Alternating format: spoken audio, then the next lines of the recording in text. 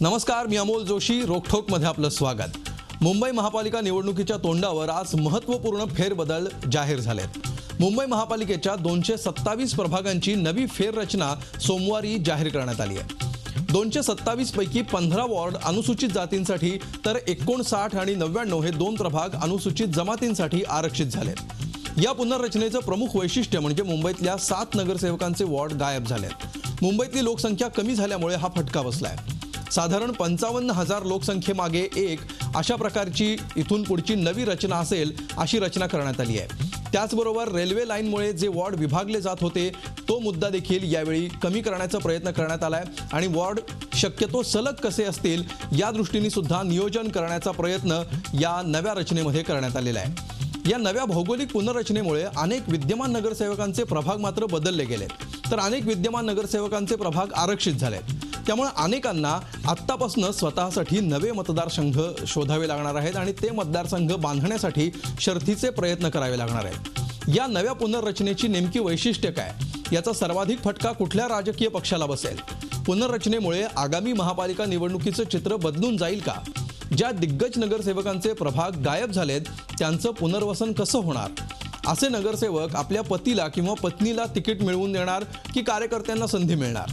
आणि या नव्या पुनर्रचनेचा विकास कामांवर काय परिणाम होईल? चला यासारख्या असंख्य प्रश्नांचा वेध घेऊया आजच्या खास रोखोक कार्यक्रमात. पुनर्रचनेचा फटका कुणाला?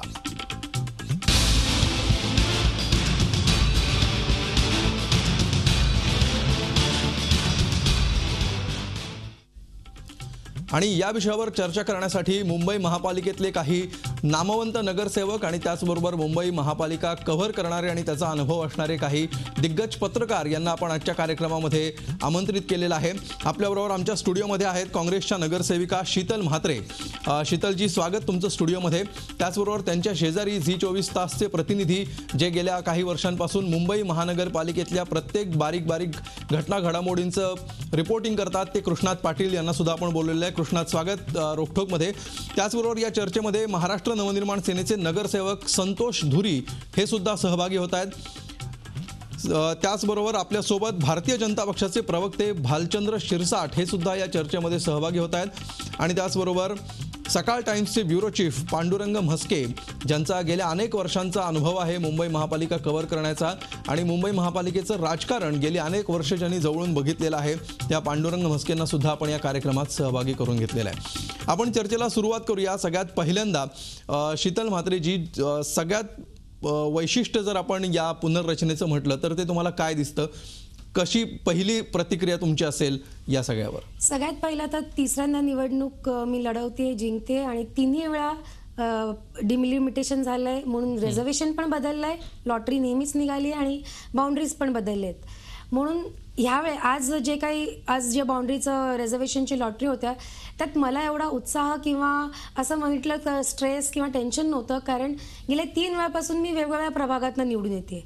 कारण ज्या हिशोबाने रिझर्वेशन होतं आहे, पक्षाला वाटतं की तिकडे मी न्याय देऊ शकेन, त्याने मला तिकीट दिलं आणि तिकडे निवडून आली. ह्यावेळेस पण मी जो विद्यमान वॉर्ड आहे माझा तो आता ओपन जनरल झालेला आहे. आणि मग आता जसं तुम्ही म्हणताय की सर्वच म्हणतात की आता दुसरा वॉर्ड शोधावा लागेल. नक्कीच पक्षाला वाटलं की मी परत न्याय देऊ शकते तर नक्कीच जिकडे त्यांना बरं वाटेल तिकडे आपण लढणार. पण कुठेतरी ह्या पूर्ण डिलिमिटेशनवर तुम्ही जे आता सुरुवातीला म्हणालात की ते वॉर्ड एकदम सेग्रेगेट करण्यात आलेत, तर कुठेतरी ह्याच्यात मी तुमच्या मताशी सहभाग नाही आहे. कारण मी जर बोलेन तर आर नॉर्थ जो दहिसर विधानसभा जिकडे मी लढली आहे त्याबद्दल मी सांगू इच्छिते. ही जी डिलिमिटेशन झालेलं ना ते खास विशिष्ट सत्ताधारी की पक्षाने हे आपल्या ह्याच्याप्रमाणे केलेलं आहे, आपल्या सोयीप्रमाणे केलेलं आहे. ह्याचे मी अनेक कारणं पण देऊ शकते. आणि त्याचप्रमाणे कुठेतरी रिझर्वेशनवर पण सत्ताधारी म्हणजे माझा भाजपावर आरोप आहे. दुसरी गोष्ट, आज माझा आता दहिसरमध्ये एक प्रभाग आहे ओपन म्हणून, तो वॉर्ड गेल्या वेळी 2012 मध्ये ओपन होता. त्याच्या बाजूला होता ओबीसी. आता त्याच्या बाजूला ओबीसी होता म्हणून त्याला ओपन करून टाकला, पण हा ओपन होता त्याला ओबीसी नाही केलाय कारण त्यांच्याकडे इकडे कॅन्डिडेट ओबीसी नाहीये. असे अनेक उदाहरणं, कारण मी आत्ताच आलेली आहे रचना, तर मी आता जस्ट स्टडी केलेलं आहे दहिसर म्हणून हे 2-3 उदाहरण तुमच्या समोर देऊ शकते. बिलकुल. आपल्याबरोबर भारतीय जनता पक्षाचे प्रवक्ते भालचंद्र शिरसाट आहेत. शिरसाटजी, ज्या प्रकारे ही रचना झालेली आहे त्याच्यावर भारतीय जनता पक्षाचं राज्यामध्ये सरकार असण्याचा एक प्रभाव पडलेला आहे अशा प्रकारची चर्चा आहे. तसाच आरोप आता शीतल म्हात्रेंनी सुद्धा केलेला आहे. काय आपलं म्हणणं असेल, मुळात आपली प्रतिक्रिया या पुनर्रचनेबाबत आणि आरोपांना आपण काय उत्तर द्याल? शीतल म्हात्रेताईंच्या अगाध ज्ञानाला मी नमन करतो. त्यांनी आत्ता नुकतंच म्हटलं आणि त्यांचं म्हणणं असं आहे की दहिसरचा जो वॉर्ड आहे तो भाजपाने ओबीसी केला आहे कारण भाजपाकडे कॅन्डिडेट नाही. त्यांनी म्हटलं सत्ताधारी पक्षाने हे केलंय. मुंबई शहरामध्ये माझ्या अज्ञात ज्ञानाला तुम्ही ऐकलं नाही नीट. मी केलं म्हणून मी तुम्हाला जरा क्लिअर करते. कौतुक केलं. नाही तुम्ही चुकीचं बोलताय. कुठेतरी अज्ञात ज्ञानामध्ये मी असं नाही बोलली की ओबीसी केला. ओपन वॉर्ड हा ओबीसीच्या रिझर्वेशन मधनं वगळण्यात आला म्हणजे त्याला ओबीसीच्या लॉटरी मधनं बाहेर ठेवण्यात आला. तो ओपन असून सुद्धा त्या हिशोबाने जो रोटेशनच्या हिशोबाने बाकी आसपासच्या वॉर्डना रोटेट केलं की जे ओबीसी आहेत त्यांना ओपन मध्ये ठेवलं. पण हा एक स्पेसिफिक वॉर्ड आहे जो ओपन असता तरी त्याला ओबीसीच्या लॉटरीत इन्क्लूड करण्यात नाही आलं. हा माझा आरोप आहे. ह्याचं उत्तर मी सांगतो ना, आपण ऐकण्याची मानसिकता ठेवा, तयारी ठेवा. जिथे ऐकण्याची मानसिकता आहे माझी. नाही आहे ना, मग ऐका ना. जिथे आरक्षणाची सोडत निघाली, हे सोडतीचं काम दुपारी 3 वाजता सुरू झालं, ते संध्याकाळी 7:30 4:30 तास हे काम चालू होतं आणि त्याच्यामध्ये सगळ्या गोष्टी अतिशय स्पष्टपणे नमूद करण्यात आल्या. अतिशय पारदर्शकपणे सगळ्यांच्या समोर एका खुल्या सभागृहात कॅमेऱ्याच्या समोर हे आरक्षण काढल्या आल्या, चिठ्ठ्या काढण्यात आल्या. लहान मुलांनी चिठ्ठ्या काढल्या. भाजपच्या प्रतिनिधीने, भाजपच्या कोणीतरी सरकारी अधिकाऱ्याने चिठ्ठ्या काढलेल्या नाहीत. या चिठ्ठ्या कशा प्रकारे काढल्या सगळ्या जनतेने पाहिलेलं आहे. त्यामुळे कुठला वॉर्ड ओबीसी व्हावा, कुठला वॉर्ड ओपन राहावा, कुठे भाजपकडे कॅन्डिडेट आहे, कुठे नाही, हे काल रात्री ठरवण्याचा सुद्धा भाजपकडे कुठलाही अधिकार नव्हता. मुख्य म्हणजे ही पूर्ण पुनर्रचना राज्य निवडणूक आयोगाने केलेली आहे. राज्य निवडणूक आयोग हा स्वायत्त संस्था आहे. राज्य सरकारचं त्याच्यावर नियंत्रण नाही. केंद्र सरकारच्या निवडणूक आयोगाचं त्याच्यावर नियंत्रण आहे. राज्य सरकार फक्त निवडणूक प्रक्रिया राबवण्यासाठी महापालिका आणि राज्य सरकार त्यांना मदत करत असते आणि या सर्व प्रक्रियेमध्ये भारतीय जनता पार्टीने कधी ढवळाढवळ करायची ठरवली तरी करू शकत नाही. आपणही सत्तेत होतात, आपणही मागच्या वेळेला या पद्धतीच्या सर्व जे प्रक्रिया झाली त्याला उपस्थित होतात. आपण पाहिलेलं आहे. यामध्ये राज्य सरकारचा किंवा कुठल्याही राजकीय पक्षाचा कुठलाही सहभाग असू शकत नाही. उत्तरच देत नाहीये. ठीक आहे, आपण ओबीसी वॉर्ड आहे. ठीक आहे, आपण त्यांच्याकडून या प्रश्नाचं उत्तर घेऊया. ठीक आहे, आपण माहित नव्हतं भाजप कशी काय पुनर्रचना करणार ओबीसी होण्यासाठी आणि ओपन राहण्यासाठी. ठीक आहे, आपण मध्ये घेतलाच नव्हता वॉर्ड. हा एका वॉर्ड पुरता मुद्दा. ह्याच्यावर आपण येऊया. आपण ही चर्चा घेऊन पुढे जाऊया. संतोष धुरी आपल्यासोबत आहेत, मनसेचे नगरसेवक. संतोष धुरीजी, ज्या प्रकारचा आरोप काँग्रेसकडून केला जातोय, भाजप म्हणते की इतक्या अत्यंत पारदर्शीपणे ही लॉटरी काढलेली होती, याच्यामध्ये कुठेही फसवणुकीचा संभव देखील नव्हता, आपल्याकडे रचनाच इतकी उत्तम प्रकारे केलेली आहे की त्याच्यामध्ये कुठेही राजकीय फेरफार केला जाऊ शकत नाही. असं असताना भारतीय जनता पक्षावर अशा प्रकारे फेरफार केल्याचा किंवा प्रभाव टाकल्याचा आरोप होणं हे भाजपवर अन्यायकारक आहे असं आपल्याला वाटत नाही का? कसं आहे की आरोप हा बरोबरच आहे. जे झालंय डिलिमिटेशनमध्ये जे केलं आहे ना, ते खरोखर त्यांच्यावर हे जातं, संशय जातो की हा जो डिलिमिटेशन केलेला आहे ना ते त्यांनी जाणीवपूर्वक केलेलं आहे. म्हणजे कसे दिग्गज होते आणि त्यांना त्रास देणारे जे नगरसेवक होते त्यांना माहिती आहे की हे आपल्याला जड जाणार आहेत. मध्ये सेनेचे असो, मनसेचे असून दे, काँग्रेसचे असून दे, कोणाचेही असून दे, ते आपल्याला जड जाणार आहे. तर त्यांना कसा त्यांचा विभाग तोडायचा, त्यांना नवीन विभागामध्ये म्हणजे पूर्णपणे नवीन प्रभाग त्यांना पडेल याकडे काळजीपूर्वक बघण्यात आलं आणि त्या पद्धतीने त्यांनी डिलिमिटेशन केलेलं आहे. बाकीचे तुम्ही म्हणताय ते लॉटरीचं जे आहे ते सगळ्यांसमोर झालेलं आहे, पण ते त्याच्यामध्ये पण असेल कदाचित, त्याच्याबद्दल मला काही एवढं माहिती नाही. डिलिमिटेशनचा यांनी नक्कीच घोळ केलेला आहे. दोन्ही ठीक आहे, डिलिमिटेशनचा घोळ केलेल्या भाजपने असं दोन्ही नगरसेवक काँग्रेस आणि महाराष्ट्र नवनिर्माण सेनेचे म्हणत आहेत. याविषयी आपण ही चर्चा पुढे नेताना या चर्चेमध्ये कृष्णात पाटील आहेत. कृष्णात, ही चर्चा कधी कधी दबक्या कधी जाहीर आवाजामध्ये सुरू होती. यापूर्वी देखील अशा प्रकारचा प्रभाव टाकता येऊ शकतो का, आणि कशा प्रकारे व्यूहरचना वेगवेगळे राजकीय पक्ष करतील याविषयी सुद्धा अनेकदा वेगवेगळे रिपोर्ट्स तुम्ही केलेले आहेत. काय वैशिष्ट्य वाटतं आज जी पुनर्रचना जाहीर झाली त्याचं? अमोल, पाहिलं गेलं तर ही जी पुनर्रचना आहे ती 2011च्या लोकसंख्येची जनगणना ज्यावेळी करण्यात आली त्यानुसार करण्यात आलेली आहे. कारण ज्यावेळी मुंबई शहरातले जे मतदार आहेत ते कमी झालेले आहेत आणि नंतर उपनगरामध्ये वाढले आहेत. त्यामुळं मुंबई शहर जे प्रामुख्याने आपण माटुंग्यापासून कुलाबा परेड या एरियामध्ये मोजला जातो तो एरिया कमी झालेला आहे. तिथले 7 नगरसेवक कमी होऊन पश्चिम उपनगरामध्ये 5 वाढलेले आहेत, तिकडं पूर्व उपनगरामध्ये 2 वाढलेले आहेत.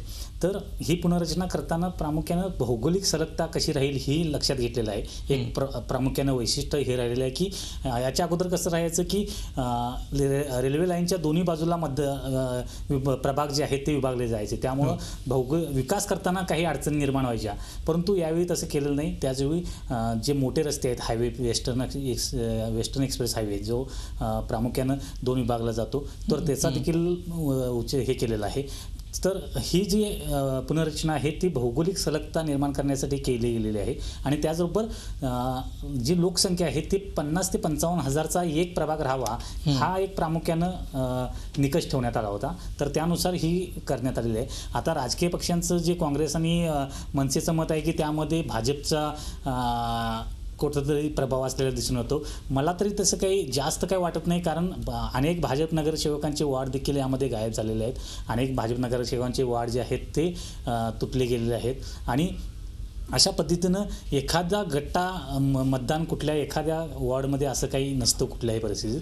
ज्यावेळी आणि ही जी ज्यावेळी पालिकेची निवडणूक होती ही प्रामुख्यानं पक्षाला गृहीत न धरता प्रामुख्यानं उमेदवार कसा आहे, तो कामं करणारा आहे का हे देखील पाहिलं जातं. त्यामुळं पक्षापेक्षा इथं जास्त निकष जो असतो तो सर्वाधिक जास्त कामं करणारा नगरसेवक आणि कामं करणारा उमेदवार आणि त्याचा जनतेशी असलेला संपर्क हा सर्वाधिक जास्त महत्त्वाचा वाटतो. बिलकुल. आपल्याबरोबर पांडुरंग म्हस्के सुद्धा आहेत, त्यांना आपण विचारूया. म्हस्के सर, तुम्हाला काय वैशिष्ट्य दिसतात? कारण यापूर्वीची अनेक डिलिमिटेशन्स तुम्ही बघितलेली आहेत, त्यावेळी काय आरोप झाले याचा इतिहास सुद्धा तुम्ही जवळून बघितलेला आहे. यावेळी पुन्हा एकदा राज्यात असलेली सत्ता आणि त्याचा पडलेला प्रभाव अशा प्रकारचा आरोप होताना दिसतोय. तर अशा प्रकारचा प्रभाव हा प्रत्येक वेळीच त्या राज्य सरकारांकडून पडत आलेला असतो आणि तो याही वेळी पडला, अशा प्रकारचं चित्र आपल्याला दिसतं की या प्रकारचा कुठलाही प्रभाव पडत नसतो आणि केवळ मेरिटच्या आधारावरच हे डिलिमिटेशन्स होतात, आणि यावेळी सुद्धा तसंच झालंय असं आपल्याला वाटतं. कृष्णातने आता ज्या पद्धतीने सांगितलं तर कृष्णाच्या मतांशी मी पूर्णपणे सहमत आहे. कारण असं राज्य सरकार कोणत्याही इलेक्शन कमिशनवर दबाव टाकू शकत नाही. मुळात जी डिलिमिटेशन जी झालेली आहे ती लोकसंख्येच्या आणि 2011च्या जनगणनेनुसार झालेली असल्यामुळे आपण कोणताही राज्य सरकार त्याच्यावर दबाव टाकू शकतो असं काय आधारावर म्हणू शकतो हे मला अजूनही कळलेलं नाही. त्यामुळं काँग्रेसच्या नगरसेविका म्हात्रे आणि संतोष धुरी यांचं जो काय म्हणणं आहे त्याच्याशी मी सहमत नाही आहे, कारण ते पटतच नाही आहे मुळात. दुसरा रिझर्वेशनच्या संदर्भात त्यांनी जे काही आरोप केलेत तर रिझर्वेशन हे त्या विभागात त्या जातीचे त्या प्रवर्गातील किती लोकसंख्या आहे त्या आधारावर ते रिझर्वेशन ठरलं जातं आहे. तर मग असं असताना आपण अशा पद्धतीने आरोप कसा करू शकतो? म्हणजे हे अनाकलनीय आहे.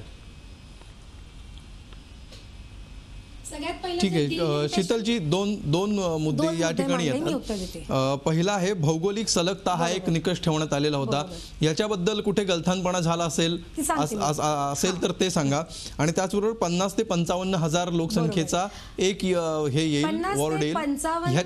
ह्या निकषांमध्ये कुठे फेरफार झाले? 50 ते 55 हजार वॉर्ड पॉप्युलेशनच्या हिशोबाने होते, नक्कीच गेले 3 टर्म पासून चाललंय. पण ती बाउंड्री कुठून आणि कशी फिरवायची हे साध्या गव्हर्नमेंट ऑफिसर्सच्या हातात असते. आणि ते गव्हर्नमेंट ऑफिसर्स शेवटी काम करतात हे सत्ताधारी पक्षाच्या अंडरमध्ये. मग पहिला प्रश्नांचं उत्तर म्हस्के साहेब असो की शिरसाट साहेब असो की कृष्णकांत असो ह्यांचं हे झालं done. So there are possible chances कारण आपण 15 वर्षापासून इलेक्शन लढतोय, म्हणून मला माहिती आहे की कुठून कसली बाउंड्री का फिरवली जाते आणि काय आहे. हे पहिलं गोष्ट. दुसरी गोष्ट मी तेच म्हणते की जे ओबीसीचं असतं रिझर्वेशन ते पॉप्युलेशनच्या हिशोबाने होत नाही. SC ST हे नक्कीच पॉप्युलेशनच्या हिशोबाने विदाऊट लॉटरी हे दिलं जातं. ओबीसीमध्ये असं जनरली त्यांनी असं दाखवलेलं आहे, पोर्ट्रे केलेलं आहे की जे ओपन होते त्यांना आम्ही ओबीसी करतोय, बी it ladies B it gents. Okay, त्याच हिशोबाने मी हा जो आरोप लावलाय ना, एक वॉर्ड जो गेले इतके वर्षापासून ओपनच आहे पण ह्यावेळेस पण त्याला लॉटरीतनं बाहेरच ठेवण्यात आलं. ओबीसीची जेव्हा लॉटरी काढण्यात आली ना तेव्हा त्याला इन्क्लूड करण्यात नाही आलं. हा माझा आरोप होता, ह्याचं नाही उत्तर कोणी देऊ याचं उत्तर मिळालेलं नाहीये. तर मला अमोल याविषयी मला सांगायचं आहे, यांनी जो मतदारसंघ सांगितला 1 नंबरचा वॉर्ड जो अभिषेक घोसाळकर यांचा होता, म्हणजे जे विनोद घोसाळकर यांचे ओपन होता, तर 2007ला हाच वॉर्ड ओबीसी साठी होता. ओके, तर रोटेशन पद्धतीनं ज्यावेळी रोटेशन पद्धत असते कुठलाही एका मतदारसंघावर नेहमी तोच वॉर्ड नेहमी SC साठी राखीव ठेवू नये, कारण त्या मतदारसंघातल्या ओपन लोकांना चान्स मिळाला पाहिजे, हा दृष्टिकोन निवडणूक आयोगाचा असतो. तर एकाच मतदारसंघात आता 2007ला जर ओबीसी असेल तर पुन्हा लगेच त्याला ओबीसी घेता नाही, तर त्यामुळं तो यावेळी तो बाद ठरवण्यात आला. मागच्या वेळी देखील ओपन केला, यावेळी देखील ओपन केला. कारण का 2007ला तो ओबीसी होता, त्यामुळं 2012 आणि 2017 साठी तो ओपन ठेवला असं माझं मत आहे. बिलकुल. 7 नंबर वॉर्ड हा लेडीज ओपन होता आणि आता तो परत लेडीज ओपन. बिलकुल, याच्यावर शिरसाटांना पण बोलायचं आहे. शिरसाट बोला. प्रामाणिकपणे सांगतो, शीतलताई तिकडे उपस्थित नव्हत्या, त्यामुळे त्यांच्याकडे जी माहिती आली ती पुरेशी माहिती आलेली नाहीये. माहिती अशी आहे 2007चं आरक्षण आणि 2012चं आरक्षण हे दोन्ही आरक्षण एकत्रित विचार केला गेला. तेच म्हणजे सोयीनुसार बीजेपीच्या सोयीनुसार 2007चं आरक्षण विचार केला त्याला किंवा 2012 जी सोय बीजेपीला लागली त्याचं कारण देत आहे. जिकडे त्यांना वाटलं की आम्ही 2007चं इलेक्शन चालवू तिथे 7 चालवलं आणि जिकडे त्यांना वाटलं 2012चं आम्ही गृहीत धरू तसं केलं गेलं. माझ्या प्रश्नाला तुम्ही बिलकुल शिरसाटजी, भालचंद्र शिरसाटजी केलेलं नाही आणि माझ्या प्रश्नाला तुम्ही देऊन टाकले जनतेला. आपण वर्गपाठही केलेलं नाही, की आम्ही 2002 पण गृहीत धरलं, म्हणजे जे आम्हाला सोयीस्कर असेल ना ते आम्ही पण मग त्यांनी काय गृहीत धरायला ऐकून घ्या. जे लास्ट गृहीत काय धरायला 2012 रिझर्वेशन असेल त्याच्या रोटेशन मध्ये जाल तुम्ही 10 वर्ष आधी रोटेशन आम्ही गृहीत धरतो. बिलकुल. भालचंद्र शिरसाटजी, आपल्याकडे वेळ मर्यादित आहे, त्यांचा स्पेसिफिक प्रश्न आहे, मी तुम्हाला रिपीट करतो. बोलत असताना शीतलताईंना एवढं तरी सुचिता असायला पाहिजे की मी बोलत असताना त्यांनी शांत राहावं. किमान आपण बिलकुल आपण आपल्याकडून पूर्ण उत्तर मी घेणार आहे. भालचंद्र शिरसाटजी, प्रश्न फक्त मी रिपीट करतो प्रेक्षकांचा गोंधळ होऊ नये यासाठी, कारण एकदम 2-3 प्रश्न उपस्थित झालेले आहेत त्यामुळे प्रेक्षकांचा गोंधळ होऊ शकतो. एक मुद्दा आपण घेऊया. त्यांचा पहिला मुद्दा असा आहे की तुम्ही आता जे विधान केलं की 2007 आणि 2012 या दोन्हीचे आधार घेण्यात आला, या दोन्ही वेळच्या आकडेवारींचा आधार घेण्यात आला, बरोबर? तर ह्या दोन्हीचा आधार घेताना जिथे तुम्हाला सोयीचं वाटलं तिथे तुम्ही 2007चे निकष गृहीत धरलेत आणि जिथे तुम्हाला सोयीचं वाटलं तिथे 7चे गृहीत न धरता 12चे गृहीत धरलेत, असा त्यांचा आरोप आहे. यावर तुम्ही उत्तर द्या. नाही, मी पूर्ण उत्तर देतो. 2 मिनिटं मला बिलकुल तुमचं पूर्ण उत्तर ऐकून घ्यावं. माझं म्हणणं एवढंच आहे, पहिलं म्हणजे आता जी वॉर्डची रचना झाली ती काही पूर्ण मुंबईची एकत्रित रचना झालेली नाही, हे पहिलं समजून घ्या. प्रत्येक administrative ward, A ward, B ward, C ward, D ward याची स्वतंत्रपणे रचना झालेली आहे. पूर्वी काय व्हायचं की एखाद्या नगरसेवकाचा प्रभाग अर्धा L वॉर्ड मध्ये अर्धा M वॉर्ड मध्ये, म्हणजे त्याला अर्ध्या भागासाठी L वॉर्डला जायला लागायचं, अर्ध्या भागासाठी M वॉर्डला जायला लागायचं. ही त्रुटी जी होती, अर्धा भाग रेल्वेच्या पूर्व बाजूला अर्धा भाग रेल्वेच्या पश्चिम बाजूला, ही त्रुटी काढून टाकण्यासाठी नवीन निकष असा घेतला की ऍडमिनिस्ट्रेटिव्ह एक वॉर्ड घेतला आणि त्या ऍडमिनिस्ट्रेटिव्ह वॉर्ड मध्येच प्रभागाची रचना केली. पूर्ण मुंबईमध्ये सरकवत जातो तेव्हा सरकवी करणं सोपं असतं. एका वॉर्डच्या लिमिटमध्ये 10-12 जे वॉर्ड असतात त्याच्यामध्ये जे काही करायची रचना, त्याच्यात परत 50 ते 55-54 हजार कशासाठी? कारण ते एक बंधन होतं. तेवढ्या बंधनामध्ये रेल्वे लाईनचं बंधन, नदीचं बंधन, नाल्याचं बंधन, हायवेचं बंधन, ही बंधनं पाळून सलगतेने भौगोलिक दृष्ट्या सलग असे वॉर्ड निर्माण करण्यात आले. दुसरं, जेव्हा आरक्षणाची सोडत काढली तेव्हा आरक्षणाचं एक स्पष्टता त्यांनी पहिल्यापासून केली होती. आरक्षण हे चक्री क्रमाने राहील, म्हणजे 2007ला जे आरक्षण आहे आणि 2012ला जे आरक्षण आहे, दोन्ही आरक्षणाचं सोयीस्कररित्या नाही. पहिलं त्यांनी तिकडे वॉर्डची जेव्हा लॉटरी काढली, 2007चं आरक्षण काढलं, ते आरक्षित वॉर्ड बाजूला काढले आणि उरलेल्यामधून ओबीसी काढले निम्मे वॉर्ड. परत 2012चं घेण्यात आलं. हे जे टप्पे आहेत, एकूण 8 टप्प्यामध्ये लॉटरी काढली गेली. ओबीसीची लॉटरी केवळ महिलांची एका टप्प्यात, पुरुषांची एका टप्प्यात झाली नाही. 2007 मध्ये जे 30 वॉर्ड पुरुष ओबीसी होते, जे 30 वॉर्ड महिला ओबीसी होते, ते आता ओबीसी झालेले नाहीत. 2012 मध्ये एखादा वॉर्ड ओपन असेल, परंतु 7 मध्ये ओबीसी असेल, तो आता ओबीसी होऊ शकत नाही. हा नियम सगळ्यांना लावलाय. सर्वात महत्वाचं म्हणजे या सर्व प्रक्रियेवरती तुम्हाला कुठलंही चॅलेंज असेल, सजेशन्स असतील, ऑब्जेक्शन्स असतील, काही अडचणी असतील, त्रुटी असतील, त्रुटी नसतील असं मी म्हणत नाही, राज्य निवडणूक आयोगाचं काम आहे, राज्य सरकारचं नाही, तरी सुद्धा तुम्हाला 5 ऑक्टोबर ते 20 ऑक्टोबर याच्यावर ऑब्जेक्शन घेऊ शकता. त्या ऑब्जेक्शनवरती सुनावणी होईल. सुनावणी झाल्यावरती त्याच्यावरती डिसिजन दिला जाईल. कोर्टामध्ये जाऊ शकता. सर्व लोकशाहीचे मार्ग उपलब्ध आहे. कुठेही घोटाळा झाला नाही. पारदर्शकता. ठीक आहे, अत्यंत पारदर्शीपणे ही रचना करण्यात आलेली आहे असं तुमचं म्हणणं आहे. मनसेचे संतोष धुरी मगाशी हात वर करत होते, त्यांना कुठल्या तरी मुद्द्यावर ऑब्जेक्शन नोंदवायचं असावं कदाचित. संतोष धुरी, कसं आहे की आता हे जे शिरसाट साहेब जे बोलतायत ना, त्याच्यावरून मला तर कन्फर्म झालंय की बीजेपीचे जे आहेत या लोकांचा नक्की सहभाग होता याच्यामध्ये. तुम्हाला दुसरं कामच काय आहे? काय ना त्यांना आपण एबीसी विचारतोय, ते आपल्याला कखग उत्तर देत आहे. कुठेतरी शिरसाट साहेब तुम्हाला आम्ही ए टू झेड कखग उत्तर देत आहे. धुरींना पूर्ण करू द्या. कोणी सांगितलं? कसं आहे की डिलिमिटेशन झालं. डिलिमिटेशन झाल्यानंतर वॉर्डचा नंबरच नवीन पडला. जुना वॉर्ड हा नंबरच गेला. परत अज्ञान, सगळे वेगळे हे तुमचं अज्ञान आहे.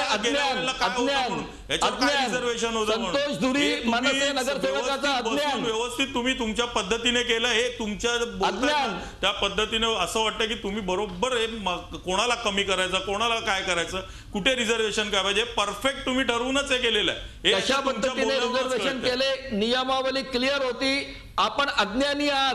हो, आम्ही अज्ञानी आहे, तुम्हीच अज्ञानी आहे. आणि तुम्हीच कसं केलं ते? सज्ञानी लोक अशी चूक करू शकतात.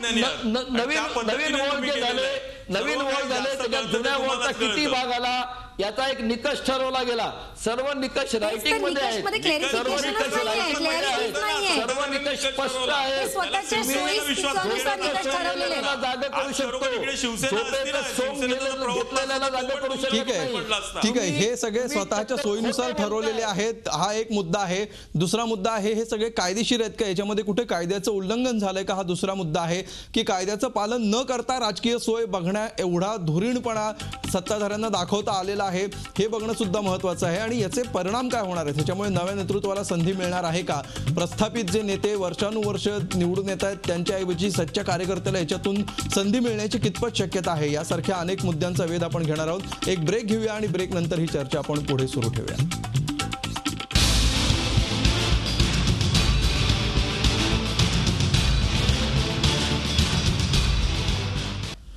पुनर्रचनेचा फटका कोणाला, याविषयी आपण चर्चा करतो आहोत. मुंबई महानगरपालिकेच्या निवडणुका आता वेगळ्या प्रभाग रचनेनुसार होणार आहेत आणि याच्यामुळे मुंबई महापालिकेतलं पुढच्या नव्या महापालिकेचं चित्र वेगळं दिसू शकतं, याविषयी आपण चर्चा करतो आहोत. पांडुरंग म्हस्के सर, पुनर्रचना करताना भौगोलिक सलगतेचा विचार केलेला आहे आणि अशा प्रकारचा विचार केल्यामुळे याचा विकास कामांवर किती चांगला परिणाम होऊ शकतो असं आपल्याला वाटतं? किती फरक पडू शकेल विकास कामांचा विचार करता?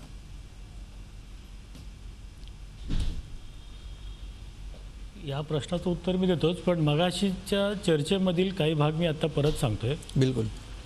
शीतल म्हात्रे यांनी जो आक्षेप उपस्थित केला आहे की 1 नंबर वॉर्ड जो आहे दहिसरचा, तिथे आता नगरसेवक आहेत अभिषेक घोसाळकर, हे शिवसेनेचे नगरसेवक आहेत. आणि जर का भाजपने हस्तक्षेप करून तो विभाग ओबीसीच्या लिस्टमध्ये टाकला नसेल तर तो शिवसेनेला फायदा व्हावा यासाठी भाजप अशा प्रकारे काही करेल असं त्यांना वाटतं का? कारण आत्ता आपण राज्यातील मुंबईतील भाजप आणि शिवसेनेतील जे संबंध पाहिले तर अशा पद्धतीने भाजप शिवसेनेचा उमेदवार तिथे निवडून यावा किंवा तो तिथेच राहावा अशा पद्धतीने प्रयत्न करेल असं मला अजिबात वाटत नाही. आणि माझ्यापेक्षा शीतल म्हात्रे रोज महापालिका सभागृहात आणि स्टँडिंग कमिटीमध्ये बघत असतील की भाजप आणि शिवसेनेचं कशा पद्धतीचे संबंध आहेत. सत्तेत ते युतीमध्ये जरी असले तरी त्यांचं वागणं आणि त्यांचे संबंध कसे आहेत, अशा वेळेस हे पक्ष एकमेकाला मदत करतील का, ही एक शंका आहे. तुम्हाला याच्यावर हे बोलायचं पाहिलं तर त्यांचा आरोप, त्यांनी केलेला आरोप हा बिलकुल सिरियसली घ्यायचा. मस्के ह्याच्यावर त्यांना एक ह्याच्यावर मी उत्तर तुम्हाला द्यायचंय, थोडीशी मग माहिती बोलू. देते. हे जे तुम्ही म्हणताय ना स्थिती आहे, ते शिवसेनेला त्रास देण्यासाठी असं काही नाहीये. त्यांना तेवढंच पाहिजे की तिकडे ते सिटिंग नगरसेवक आहेत, त्यांना कसं तोडावं, किंवा दुसरे कोण जे आहेत प्रामुख्याने, आणि त्यांचा उमेदवाराला त्रास नको व्हावा. कारण असं दहिसरचं बघितलं तर मी आता जाहीर सांगते की दहिसरमध्ये ही भाजप आतापर्यंत झोपलेली आहे. त्या झोपलेल्या लोकांना कसं थोडंसं म्हणजे आपण हे झोपलेली आहे, एकदम झोपलेली आहे. एकही नगरसेवक दहिसरमध्ये नाहीये, आणि त्यामुळे कुठेतरी त्यांचा जीव द्यायचा, कसं ते जीव द्यायचा त्यांना, ते काम केलेलं आहे. हे भाजपच्या लोकांसाठी जीव देण्याचं, मग त्यात ते काँग्रेस भरडला जावं किंवा काँग्रेसचं काय जीव हो, द्यायचं म्हणजे जीवदान किंवा असं तुम्हाला म्हणायचं. जीवदान दिलेलं आहे तिकडच्या बीजेपीच्या लोकांना. म्हणजे शिवसेनेचं काय हो किंवा काँग्रेसचं हो, ठीक आहे, यातून पुन्हा कळत नाहीये. ठीक आहे, पुन्हा आपण याच मुद्द्यावर वेळ घालवायला नको. याच्यावर शिरसाटांना मला वाटतं एक मुद्दा म्हणा. शिरसाट, अगदी थोडक्यात आपण चर्चा मूळ मुद्द्यावर आणू. भौगोलिक सलगता आल्यामुळे विकास कामाला चांगला परिणाम होईल. कारण एखादा नाला अर्धा एका प्रभागात येतो, एका शिरसाट साहेब, अजून पण तेच नगरसेवक आहे. दुसरीकडे जातो, तर त्यावेळेला कामावरती नक्की परिणाम होतो. अजूनपर्यंत दहिसर नाला हा एका वॉर्डच्या मधनात दोन ठीक आहे, ते कदाचित ओव्हरऑल सांगतात. ओव्हरऑल मुंबईचा प्रभाग रचनेचा, फेर रचनेचा फायदा ते सांगतात. ओव्हरऑल आपल्याला दिशाभूल करण्याचा मार्ग आहे. बाकी काय नाही. आज हायवेच्या अर्धा, ठीक आहे, त्यांना उत्तर तर देऊ. मला उत्तर देऊ दे शिरसाट साहेब. माझा 3 नंबर प्रभाग हा हायवेचा अर्धा पलीकडे हायवेच्या एकीकडे गेला, एक बाजूला आलाय. तसाच 2 नंबर 7 नंबर हे नदीच्या एका बाजूला आणि नदीच्या दुसऱ्या बाजूला ठीक आले. आहे, आपण त्यांच्याकडून उत्तर घेऊ. या सलगतेचा किती फायदा होईल याविषयी त्यांना बोलायचंय. नगरसेविका आहात की फक्त दहिसरच्या गणपत पाटील नगरच्या नगरसेविका आहात? अहो, हे ठरवा. काय मुद्दे काढता? और शिरसाट साहेब, तुमच्याकडनं ही अपेक्षा नाहीये. शांतराव चिडू नका. मी पूर्ण दहिसर विधानसभेची गोष्ट करते. मी वॉर्ड नंबर 1, 3, 2, 7, 9 बद्दल चर्चा केली आहे. मी पूर्ण दहिसरची चर्चा ठीक आहे, आपण ही एवढ्या चर्चा, थोड्या वेळात मी तेवढाच स्टडी करू शकते. ठीक आहे, आपण ही चर्चा पुढे नेऊया. आपल्याकडे वेळ मर्यादित आहे. मस्के सर, तुम्ही सांगत होतात सलगतेचा विकास कामांवर होणारा फायदा, या मुद्द्याला घेऊन आपण चर्चा पुढे नेऊया. मस्के सर, शिरसाटजी मी येतो तुमच्याकडे. मस्के सर अगोदर. नाही, वॉर्डांच्या पुनर्रचनेमुळे किंवा जी सलगता निर्माण केलेली आहे त्यामुळे विकास कामांवर काही परिणाम होणार नाही. कारण मुळात विकास कामं म्हणजे काय, रस्ते आहेत, नालेसफाई आहे, ही महत्त्वाची कामं आहेत, आणि ही वॉर्ड लेवलला होत नाहीत, ही सेंट्रल एजन्सीमधून होतात. त्यामुळे ती कुठच्या वॉर्डमध्ये करायची असं होत नाही. राहिला प्रश्न आता जी छोटी छोटी कामं आहेत, तर ती वॉर्डची सलगता नसेल किंवा रेल्वे ट्रॅकच्या या बाजूला एक वॉर्ड आहे आणि त्या बाजूला अर्धा वॉर्ड आहे, तर ती करता येत नाहीत असं होत नाही. त्याच्यामुळे त्याच्यावर फारसा परिणाम होईल असं मला वाटत. बिलकुल. मग सलगतेच्या निकषाचा फक्त याने फायदा एक होणार आहे की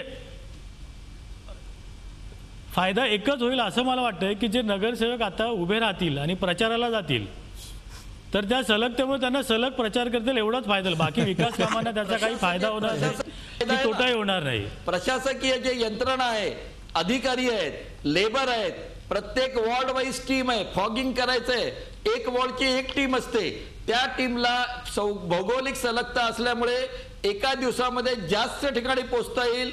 ईस्ट वेस्ट असल्यावरती लोक कंटाळा करतात, हा होणार नाही. प्रशासकीय सलगतेचाही फायदा नक्की विकास कामावर आणि दैनंदिन कामकाजावर होणार आहे. ठीक आहे. संतोष धुरीजी, तुम्हाला काय वाटतं सलगतेचा किती फायदा होईल विकासासाठी?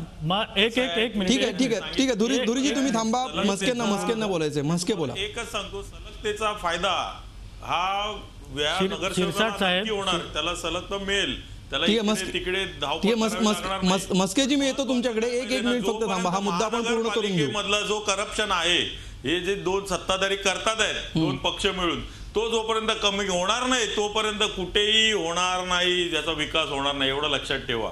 याच्याकरता बदल हवाच आहे. पहा, तुम्ही सलगता बोलताय, सलगतामध्ये जसं मस्के म्हणालेत की नगरसेवकाला एक सलगतेनं प्रचार करता येईल किंवा पटकन पोचता येईल, त्याला परत ईस्टला जायचं, वेस्टला जायचं, ही एक जे आहे तो एक टाइम त्याचा वाचेल. ठीक आहे, म्हणजे सलग त्याचा फायदा इथल्या नगरसेवकांना वाटत नाहीये, तुम्हालाही तसा फायदा वाटत नाहीये.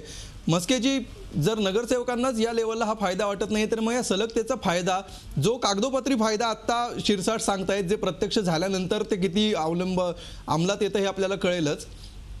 याविषयी तुमचं मत काय? शिरसाट साहेब जे सांगतायत, मी सांगतो, शिरसाट साहेब जे सांगतायत की ट्रॅकच्या अलीकडे असल्यामुळे काम होत नाही आणि ट्रॅकच्या पलीकडे असल्यामुळे माणसं कंटाळा करतात. काम हे नगरसेवकाच्या इलेक्टोरल वॉर्डवर कधी ठरत नाही. ही काम ठरताना पूर्ण प्रशासकीय विभागावर ठरतं आणि ते कामावर मॉनिटर करणारा हा एक वॉर्ड ऑफिसर असतो. रस्त्याचं मॉनिटर करणारा रोड इंजिनियर एक असतो, तो प्रत्येक इलेक्टोरल वॉर्डसाठी वेगळा नसतो. त्यामुळे नगरसेवक बदलला किंवा नगरसेवकाला सलगता मिळाली वॉर्डमध्ये म्हणून त्याचा वॉर्ड बदलतो किंवा अधिकारी बदलतो असं होत नाही. तो अधिकारी तोच असतो, त्यालाच ते सगळं बघायचं असतं. एका प्रशासकीय वॉर्डमध्ये जेवढे इलेक्टोरल वॉर्ड आहेत 5, 6, 7, 8, तर ते त्याच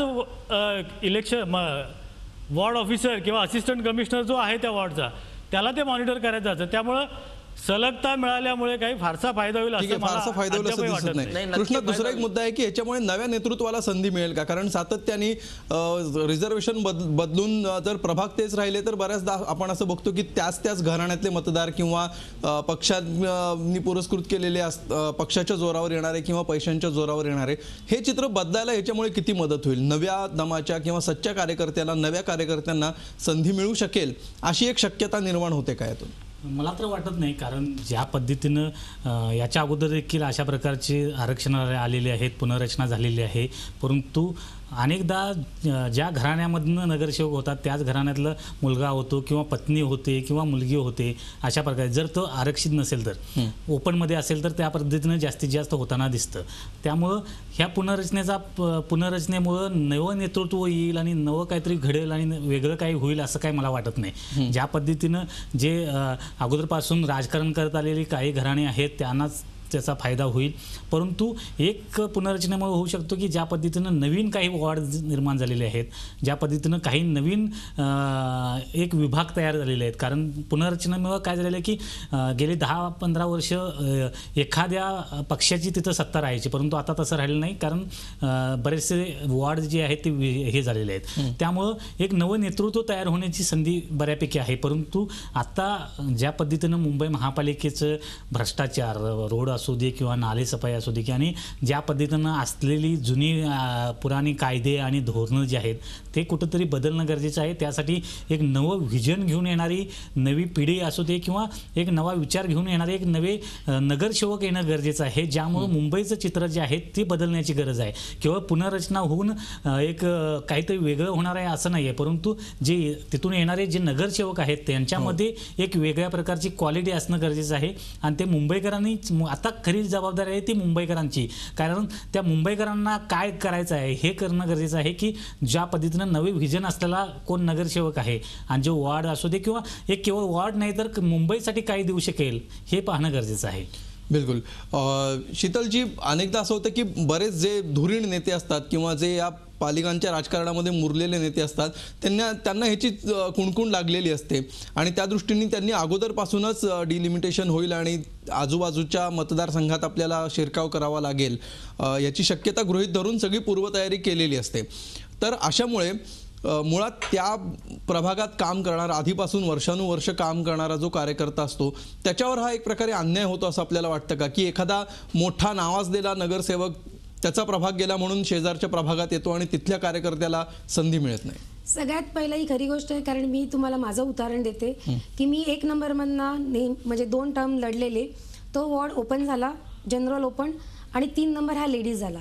तिकडे स्थानिक असावेत कार्यकर्ता होते, पण मला पक्षाने आदेश दिला, म्हणजे माझी इच्छा असो नसो पण पक्षाचा आदेश होता आणि मी तिथून लढली. कारण कुठेतरी शेवटी मला तरी वाटतं की पक्षानं हे पण पाहिजे की आपण जनतेची कामाचा, मला एकच सांगितलं गेलेलं की तुम्ही 10 वर्ष एक्सपिरियन्स घेतलेला आहे, तो लेडीज ओपन आहे, तो लेडीज ओपन आहे, तर तुम्ही 10 वर्ष जे आता शिकलेले आहेत आणि एक्सपिरियन्स घेतलेला आहे, आता तुम्हाला परत पक्षाला आणि जनतेला द्यायची वेळ आली. तर आता परत नवीन लोकांना ट्रेनिंग द्यावं, तर मला वाटतं कुठेतरी पक्ष हाही दृष्टिकोन बघतो की जिकडच्या जनतेची कामं एक नवीन कार्यकर्ता किंवा निवडून यायला हवं, ही मलाही वाटतं. पण कुठेतरी परत एक नवीन नगरसेवक किती जनतेबरोबर सत्ताधारी पक्षांबरोबर भांडायचं असतं किंवा त्यांच्याकडनं फंड आणायचा असतो, अधिकाऱ्यांकडनं कामं करून घ्यायची असते, तर शेवटी दहिसरची जी भौगोलिक रचना होती किंवा राजकीय रचना होती त्या हिशोबाने मला आदेश दिले गेले की तुम्ही लढा. ठीक आहे, म्हणजे भरपूर दृष्टिकोन पक्षाला बघावे लागतात. ठीक आहे, भालचंद्र शिरसाट जी आपल्याला काय वाटतं या पुनर्रचनेमुळे आता नव्या कार्यकर्त्यांना संधी मिळेल, पुढच्या ज्या निवडणुका होतील त्याच्यामध्ये अनेक नवीन चेहरे की जे स्वतः प्रस्थापित नाहीयेत किंवा प्रस्थापित घराण्याशी संबंधित नाहीयेत असे आम्हाला दिसतील. 2 भागामध्ये मी याचं उत्तर देतो. पहिला भाग म्हणजे शीतलताई ज्या म्हणाल्या की त्यांच्याकडे अनुभव आहे, त्या अनुभवाची गरज त्यांना सत्ताधाऱ्यांशी भांडण्यासाठी लागणार आहे. त्यांचं म्हणणं बरोबर आहे. सत्तेमध्ये त्या येणारच नाहीयेत, त्यामुळे त्यांना विरोधी पक्षाचंच काम करायचं आहे, तिथे अनुभवाची गरज आहे, हे मला मान्य आहे. दुसरं, भारतीय जनता पार्टीमध्ये नवरा वॉर्ड लेडीज झाला म्हणून बायकोला उभं करतो ही पद्धत भाजपमध्ये नाही. उदाहरण देऊ का? ही भाजपमध्ये नाही. उदाहरण देता येणार नाही. 15 वर्षापासून ज्योती मीही ओळखते, त्याला तुम्हालाही माहिती दिलं नाही, त्यामुळे नवरा बायको ही सिस्टीम भाजपमध्ये नाही. ती शिवसेनेत आहे, मनसेत आहे, काँग्रेसमध्ये आहे. भाजपमध्ये जे मेरिट वरती जो कार्यकर्ता असतो, माझा वॉर्ड ज्या वेळेला महिला झाला तेव्हा माझ्या मिसेसला तिकीट नाही दिलं. तेथील ती स्थानिक कार्यकर्ता होती, महिला अध्यक्ष होती, फाल्गुनी दवे यांना तिकीट दिलं आणि त्या निवडून आणलं, त्याला आम्ही निवडून आणलं, पक्षाने निवडून आणलं. त्यामुळे हे घराणेशाही भाजपमध्ये नाही. ज्यांच्याकडे घराणेशाही आहे त्यांनी नवीन चेहऱ्याचा विचार करावा. माझ्यासारख्या सामान्य कुटुंबातल्या माणसालाही पहिली संधी दिली भाजपने, नंतर महिला वॉर्ड झाल्यावरती माझ्या मिसेसला संधी दिली नाही. भाजपमध्ये फक्त मेरिट आणि नवोदित चेहरे आपण आलेले पाहिले. भाजपमध्ये नवोदित चेहरे आलेले दिसतील असं तुमचं म्हणणं आहे. ठीक आहे, याच्यावर आमचे अध्यक्ष दर 3 वर्षांनी बदलतात. आमच्याकडे पक्षाला प्रमुख नाही, सर्वच प्रमुख असतात. कमिटीची मीटिंग होते, कोर कमिटी असते, प्रेसिडेंट प्रिसाइड्स आणि कमिटी डिसाइड्स, हा आमचा फॉर्म्युला आहे. आणि president changes after every 3 year. अबाधित सत्ता आमच्याकडे नाही. आपले प्रेसिडेंट आफ्टर 3 इयर्स चेंज झाले. हो, झालेत ना. ते तुमच्या राष्ट्रीय अध्यक्षांसारख्या जन्मापासून मरेपर्यंत एकच प्रेसिडेंट अशी आमच्याकडे पद्धत नाही. ठीक आहे, संतोष धुरींना काही बोलायचंय. संतोष धुरी, यावर तुमची विशेष टिप्पणी. कसं आहे, शिरसाट साहेबांनी आता पण कबूल केलं की यांचे प्रेसिडेंट वगैरे हेच ठरवतात. आम्ही किती चांगलं ते दाखवतात. ते गेले अर्धा तासापासून तेच चाललेलं आहे की शीतल म्हात्रे काय चुकीचं बोलतायत. भाजप किती लहान, तुम्ही किती लहान आणि आम्ही किती मान, एवढंच दाखवण्याचा प्रयत्न केला. आपण मुद्द्यावर घेऊ. एकत्र बसून या लोकांनी ठरवलेलं आहे, सर्व नगरसेवकांची यांनी घेतलेली आयडिया घेतलेल्या आहेत की काय करायला पाहिजे म्हणून. हे सर्व क्लिअर कळत आहे, स्वतःच्या तोंडाने बोलतायत. 2 दिवसात कळेल. संतोष धुरी, मला फक्त एवढं सांगा की याच्यामुळे नवीन चेहरे दिसतील का पुढच्या बीएमसी मध्ये? हो, नक्की दिसणार. याच्यामध्ये नवीन चेहरे दिसणार, 100% दिसणार. जसा आम्हाला चान्स मिळाला तसं नवीन नगरसेवकांना चान्स मिळेल, नवीन चेहऱ्यांना चान्स मिळणार आहे, नक्की मिळेल. पण किती चेहरे दिसणार हा प्रश्न आहे. ठीक आहे, आपण पुढे जाऊया. पांडुरंग मस्केजी, ज्या नेत्यांचे प्रभाग आता गायब झालेले आहेत त्या नेत्यांचं पुनर्वसन राजकीय पक्ष कसं करतील असं आपल्याला वाटतंय? विशेषतः जे सत्ताधारी किंवा हमखास निवडून येणारे अनेक नगरसेवक आहेत त्यांचे प्रभाग गायब झालेले आहेत. विरोधी पक्षांचे सुद्धा अनेक दिग्गज नेत्यांचे किंवा नावाजलेल्या नेत्यांचे प्रभाग याच्यामध्ये एकतर बदललेले आहेत किंवा गायब झालेले आहेत. अशा सगळ्यांचं पुनर्वसन हे राजकीय पक्ष करतील की नव्या चेहऱ्यांना जास्त संधी दिलेली आपल्याला बघायला मिळेल असं आपल्याला वाटतं? मला एक प्रश्न आहे, मी पहिला विचारू का ते उत्तर? मुळात या संदर्भात जी सकाळपासून ज्या पद्धतीने चर्चा सुरू आहे की दिग्गजांचं वॉर्ड रद्द झालेत. मुळात नगरसेवक हा दिग्गज होत नाही आणि ज्या नगरसेवकाचा वॉर्ड राखीव झाला आहे किंवा ज्याचा तिथून संधी जाणार आहे त्याची, तर त्याने त्याच्याकडे संधी म्हणून बघावं. मला असं वाटतं की नगरसेवक म्हणून मला तिकीट मिळणार नसेल तर मला पक्षात दुसरी मोठी जबाबदारी मिळेल, माझी ग्रोथ होईल. आपण दिग्गजांचे वॉर्ड नष्ट झाले असं म्हणून आपण या नगरसेवकाची ग्रोथ आपण थांबवतोय. त्यांना मोठं होऊ द्या ना. नगरसेवक आज त्याला नगरसेवक पदाला संधी मिळाली तो मोठा होईल. आणि मला वाटतं भालचंद्र शिरसाट यांनी जे सांगितलं की ते याचे बळी ठरले होते, परंतु त्यांनी त्याची संधी केली. ते आज पक्षाचे प्रवक्ते म्हणून काम करतायत. उद्या आणखी मोठ्या पदावर जातील. तर याच्याकडे संधी म्हणून बघावं आणि नवीन पिढी जी आहे राजकारणामध्ये, नवीन माणसं येत आहेत, नवीन महिला येत आहेत, त्यांनाही संधी मिळेल, हे कसं मिळेल याच्याकडे पाहिलं पाहिजे. बिलकुल. शीतलजी, मला एक प्रश्न विचारायचा आहे. आपण जे सगळ्यात पहिला टॅगलाईन फिरवली, दिग्गजांचे वॉर्ड गेले, त्यात तुम्ही नावं घेतली प्रवीण छेडा, बाला आंबेकर, संदीप देशपांडे, अशी नावं जी घेतली, शीतल म्हात्रे, मला याच्यात सांगायचंय की कोइन्सिडन्स और इज इट पर्पज? विचारा. बिलकुल, हा इंटरेस्टिंग प्रश्न आहे. शिरसाटजी, मी आहे शिरसाट साहेब, जरा मुद्देसूद प्रश्नांचं उत्तर दिलं तर जनतेलाही बरं वाटेल. ओरडून शीतल मात्रेंची टीका ते म्हणतात मी स्वतः आहे. झालेलं नाहीये, पण मी तुमच्यासारखा रडत नाही. 1 2 3 4 7 आकडे काढून प्रश्न विचारलाय. दिग्गज मध्ये बीजेपीचा एकही दिग्गज नेता नाहीये का? मी आहे स्वतः, माझं नाव घ्या. नाही मग टीव्ही वर चॅनलमध्ये का नाही फिरवत आहे? आज सकाळपासून जे येतात दिग्गजांचे, मला जेवढे फोन आले किंवा छेडांना गेले किंवा बाला आंबेकरांना गेले, संदीप देशपांडेचे बीजेपीचं एकही नेत्यांचं नाव काय? केरकर या उपमहापौर आहेत. जाऊ दे, उत्तर नाहीये, सरळ सांगा ना उत्तर नाही. जाऊ दे, आपण ऐकू त्यांचं उत्तर काय म्हणतात. भाजपच्या त्यांचा वॉर्ड रिझर्व्ह झाला आणि शेड्यूल ट्राईब झाला. आणखीन काय उदाहरण पाहिजे तुम्हाला? ठीक आहे. कृष्णा, तुम्ही सकाळपासून या सगळ्या घटनेचं रिपोर्टिंग करताय, काय या प्रश्नावर आपलं ऑब्झर्वेशन? नाही, मला काही वाटत नाही तसं, कारण भाजपमध्ये अनेक जणांचे वॉर्ड जरी पूर्णतः गायब झाले नसले तरी बऱ्यापैकी काही जणांचे वॉर्ड, आता घटनेतनं मनोज कोटक आहे, त्यांचा वॉर्ड देखील आता बऱ्यापैकी तुटलेला आहे. अनेक ठिकाणी त्यांचा वॉर्ड हे झालेला आहे. पण त्यांना दुसरीकडे संधी आहे की जे ज्या ठिकाणाहून तिथून उभं राहू शकतात वगैरे. भाजपमध्ये अनेक तसे नेते आहेत की आता विनोद शेलार आहे, म्हणजे भाजपचे अध्यक्ष आशिष शेलार, त्यांना देखील फटका बसलेला आहे. अशी बरेचसे आहेत ज्यांना फटका जो आहे तो इतर पक्षांच्या तुलनेत कमी बसला असेल, कारण मुळातच भाजपचे नगरसेवक जे आहेत ते काँग्रेस आणि शिवसेनेपेक्षा कमी आहेत, त्यामुळे त्याचा फटका जो आहे तो कमी बसला आहे. तो लक्षात घेतलं, कारण का 32च नगरसेवक आहेत, काँग्रेसचे 50 नगरसेवक आहेत आणि शिवसेनेचे 76 नगरसेवक आहेत. त्यामुळं ह्यांचे जास्त नगरसेवक शिवसेनेचे असल्यामुळे त्यांना जास्त फटका बसलेला आहे आणि यांचे कमी नगरसेवक असल्यामुळं भाजपला कमी फटका बसलेला आहे. असं साधं सोपंच त्याचं गणित आहे. बिलकुल. पण ह्या डिलिमिटेशन नंतरचं चित्र काय असेल असं वाटतं आपल्याला? आता पूर्णतः ही जी पाटी आहे ती कोरी पाटी असणार आहे, कारण बऱ्यापैकी जवळपास 80% प्रभाग हे पुनर्रचना झालेले आहे. त्यामुळं ह्या कोऱ्या पाटीवर आता नवीन उमेदवार, म्हणजे नवा गडी नवा राज्य, त्या पद्धतीनं हे संपूर्ण चित्र असणार आहे. आणि जे कामं करणार, म्हणजे साईडच्या वॉर्डमध्ये कामं केलेली, चांगल्या पद्धतीनं कामं केलेली, लोकांचा संपर्क असलेली, हे बऱ्यापैकी माहीत असतं कोण कामं करतो आणि कोण नाही. त्यामुळे मुंबईकर बऱ्यापैकी जाणून असतात की कुणाला मतं द्यायची आणि कुणाला नाही. ह्यामध्ये बऱ्याचसा अजून फेब्रुवारीमध्ये इलेक्शन्स आहेत, त्यामुळे येत्या 4 महिन्यामध्ये बरेचसं वातावरण जे आहे ते बदलणार आहे. अनेक मोठ्या राजकीय सभा होतील, अनेक आश्वासनं दिली जातील, झोपड्यांचा मुद्दा येईल, त्यानंतर आतापर्यंत 2005-2010 पर्यंतच्या झोपड्या कदाचित रेग्युलराइज करण्यासाठी आश्वासन येतील, कारण केंद्रात राज्यात सत्ता आहे त्यामुळे अनेक आश्वासनं होतील.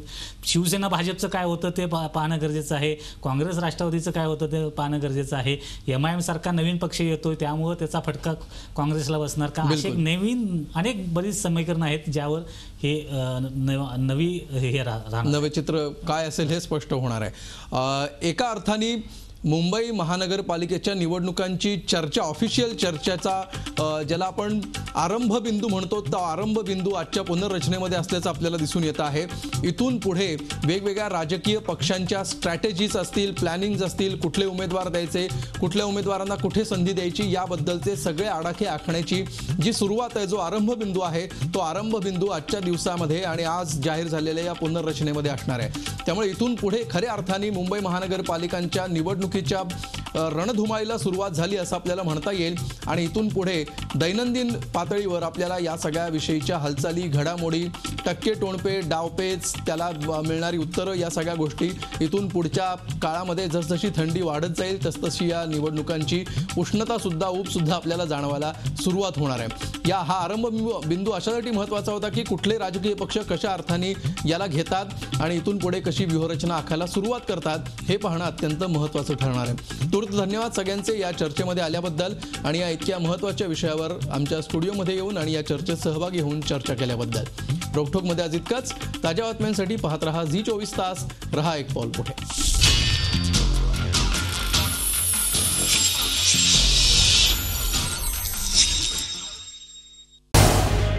झी 24 तास रहा एक पाऊल पुढे.